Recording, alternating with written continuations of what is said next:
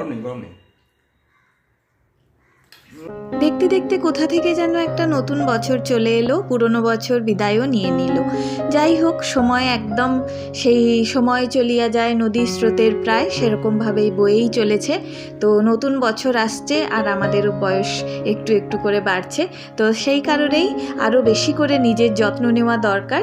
তাই একদম নিউ ইয়ারের ফার্স্ট ডে মর্নিং থেকেই বলা যায় আমি নিজের যত্ন নেওয়া শুরু করে দিলাম একটা ডিটক্স ড্রিঙ্ক দিয়ে।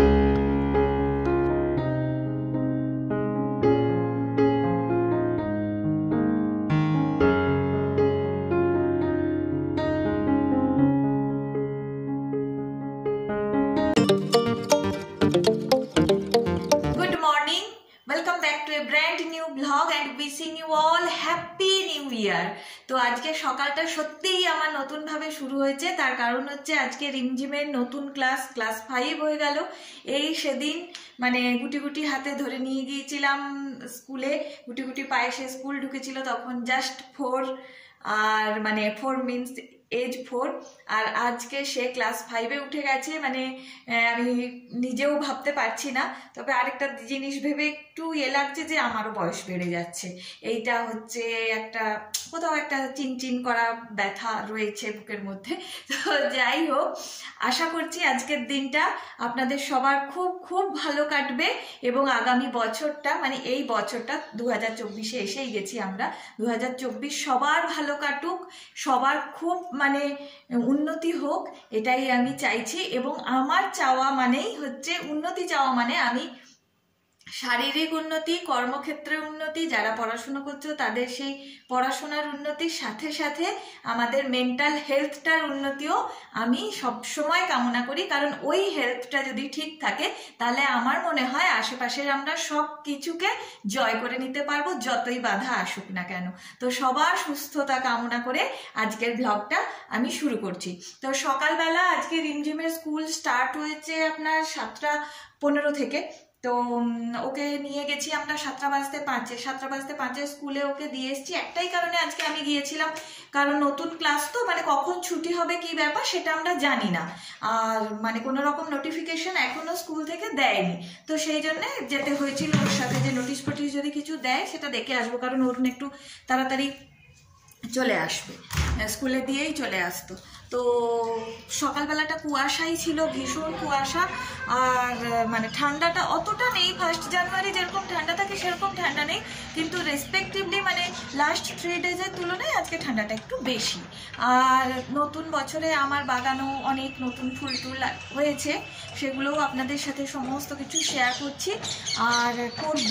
এবং আজ সারাদিন কি কি করি কি না করি সবটাই আপনাদের সাথে শেয়ার করব। আর মানে আমি চাই এটাই যে নতুন বছরে আরও বেশি বেশি করে আপনারা আমার ব্লগ দেখুন, এবং হ্যাঁ, আমাকেও ব্লগে অনেক বেশি নিয়মিত হতে হবে এবং আশা করছি সেটা হতে পারবো। তো সেই সব শুভকামনা নিজেকে জানিয়ে আপনাদের সবাইকে জানিয়ে আজকের দিনটা শুরু করলাম। এবারে আমার বাগানটা দেখে আমি কিন্তু সত্যিই ভীষণ ভীষণ খুশি হয়েছি। এই জবা গাছটা নিয়ে এসেছিলাম বেশ অনেক দিন আগে, তখন এই একদম ন্যাড়া চিচিঙ্গার মতো লম্বা ছিল। তো এখন তার মধ্যে বেশ পাতা টাতা হয়েছে আর ফুলও ফুটেছে। আর বগনভিলিয়া তো প্রচুর পরিমাণে হয়েছে, এবং মানে প্রত্যেকটা যেরকম যেরকম কালার ছিল তার সেই কালার আছে, কোনো রকম ফেড বা ডিপ সেরকম কিছু হয়নি। অ্যাকচুয়ালি কালারগুলো ফেড হয়ে যায় এক এক সময় ওয়েদারের জন্যে বা জলের ইয়েতে বা মাটির গুণাগুণের জন্য। তো এবারে সব কিছুই দেখছি মোটামুটি ঠিক আছে, তো খুবই ভালো লাগছে।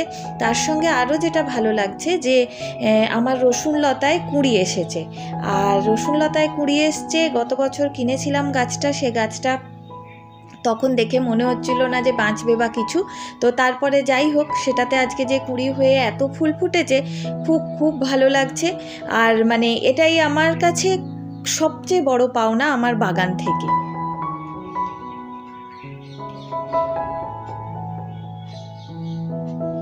এই কাগজ ফুলটাও নতুন কিনেছিলাম, এটারও ফুল একবার মানে ফুল সমেতই নিয়ে এসেছিলাম, তো ফুলগুলো তো ঝরে গেছে, তারপরে আবার দেখছি নতুন কুঁড়ি এসেছে। আর সবচেয়ে যেটা আমি শুনেছিলাম যে পিটুনিয়া ওরা নাকি কালার এক্সচেঞ্জ করে। তো দেখুন এইখানে এই পিটুনিয়াটায় স্কার্ট বর্ডার আছে, সাদা বর্ডার। তো এই পিটুনিয়াটা প্রথমে ডিপ পিঙ্ক ছিল, ওটাতেও কিন্তু সাদা বর্ডারটা চলে এসেছে। এটাতে আমি মানে দারুণ হ্যাপি যে আমার বাগানেও এই ধরনের ঘটনা ঘটলো।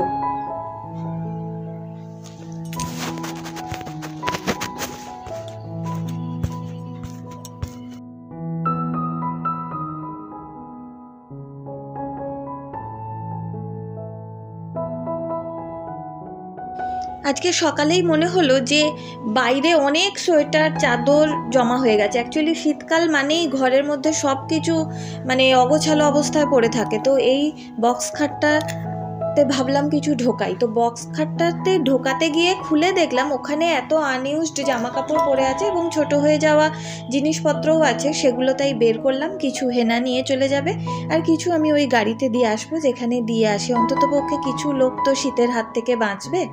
তার সঙ্গে এই শোকেসটা আজকে ক্লিন করব, কারণ এরপরে আর সময় পাবো না।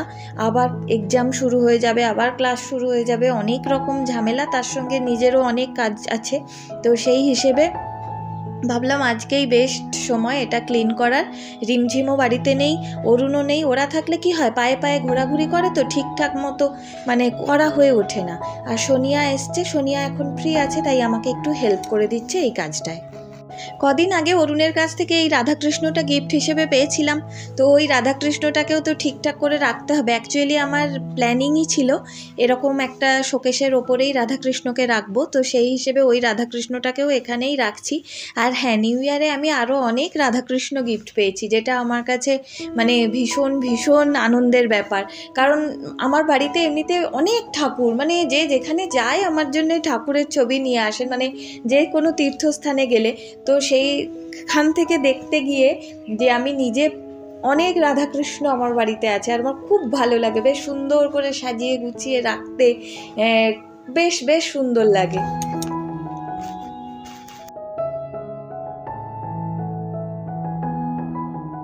গুড আফটারনুন, এখন বেজেছে বিকেল 4:05।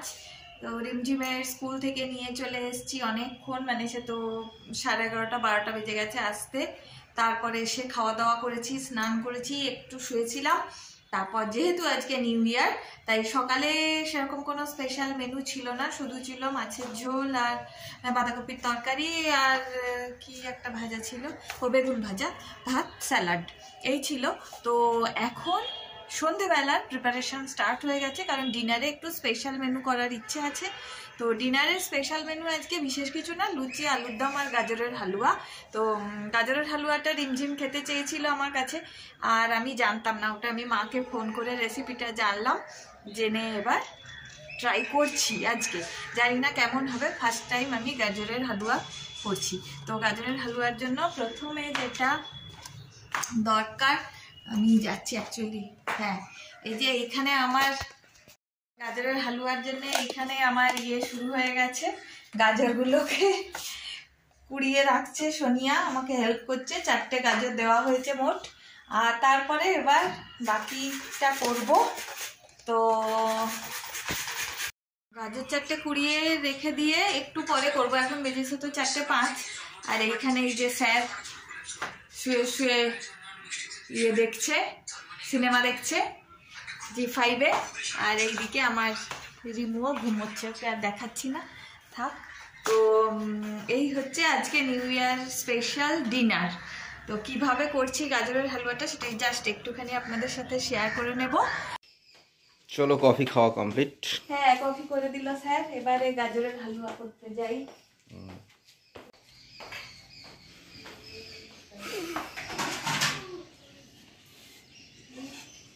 ইনগ্রেডিয়েন্টস রেডি সব।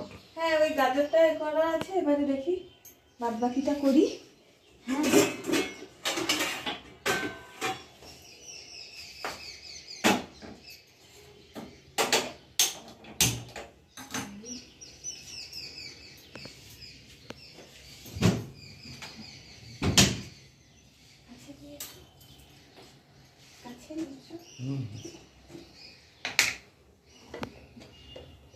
যদিও আমি ফার্স্ট টাইম করছি, তাও রেসিপিটা একটু আপনাদের সাথে শেয়ার করে নিচ্ছি।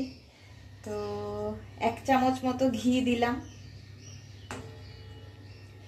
মায়ের কাছ থেকে শেখা আজকেই, দেখি কতটা কি করতে পারি। শীতে না হাতগুলো কেমন চামড়াগুলো জড়ো জড়ো হয়ে আজ গেছে। বেশ ঠান্ডা, আজকে আজ খুব সারাদিন ঠান্ডা, মানে দুপুর মানে 12টা-1টার সময়তেও চান করতে মানে ঠান্ডা লাগছিল। যাই হোক, ঠান্ডাটা বেশ আজ পড়েছে, আর তার সঙ্গে দুপুরে কফিও হয়ে গেছে, মানে বিকেলে। আর তারপর গরম গরম গাজরের হালুয়া জমে যাবে।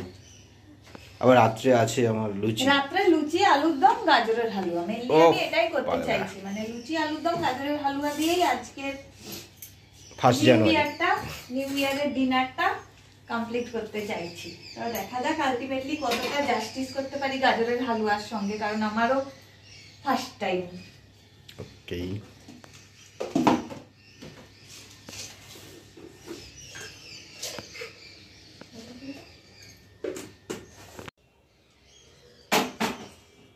ঘিটা গরম হয়ে গেছে, এবার তেজপাতা একটা দিয়ে দিচ্ছি, আর তার সাথে এবারে গাজর, গ্রেট করে রাখা গাজর, এটা 4টে গাজর আছে, আর গাজরটা আমি টেস্ট করে দেখেছি ইটসেলফ খুব মিষ্টি, দিয়ে দিলাম। এবার গাজরটা দিয়ে এটাকে মানে ভাজা ভাজা করে নিতে হবে গাজরটাকে। ওকে,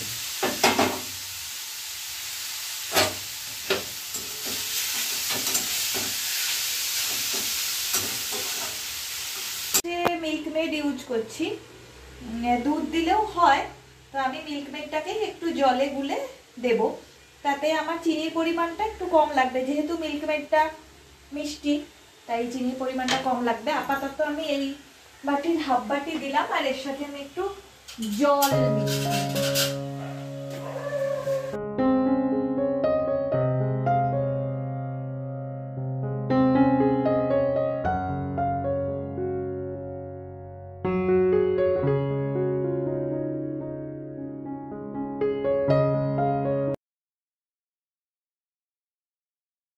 আচ্ছা, এবার রাখা মানে কাজুগুলো আমি একটু এখনই ভেঙে দিয়ে দিচ্ছি, গোটা দিচ্ছি না, ভেঙে দিলে বেশ ভালো লাগে, একটু ভেঙে ভেঙে দিয়ে দিচ্ছি।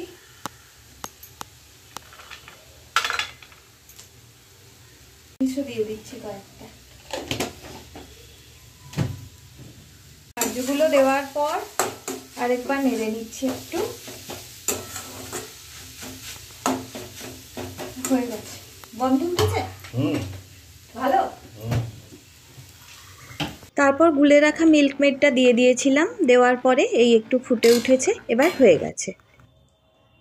তো এর উপরে কয়েকটা এই কাজুর টুকরো ছড়িয়ে দিচ্ছি গার্নিশিং এর জন্য, প্লাস খেতেও ইয়াম্মি ইয়াম্মি লাগবে। আমার নিজেরই এত ভালো লাগে কাজু খেতে। চলো দেখি এবারে। মাম্মা মাম্মা দেখো, ঘুমোচ্ছি গাজরের হালুয়া। হালুয়া এই নাও রেডি। হ্যাঁ বললাম তো, ওটা পর উঠবে এবার না, একটু আচ্ছা ঘুম। তো দিয়েছি স্যারকে একটু গাজরের হালুয়া টেস্ট করতে। কে দেখছি না, সিরিয়াস রিভিউ দেবে, মানে honest review.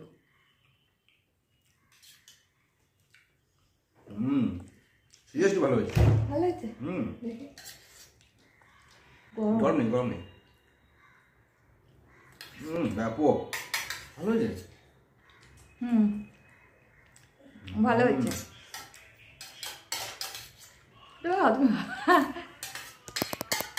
Now it's dinner time. তো খাওয়ার সময় হয়ে গেছে, একজন তো বসেই গেছে খাওয়ার জন্য, 9:30 বেজে গেছে, পেছনে ঘড়ি দেখাই যাচ্ছে। তো বসে গেছে, আর একজন তা রেডি করতে গেছে খাবার দাবার, রেডি হয়ে গেছে। ও এই যে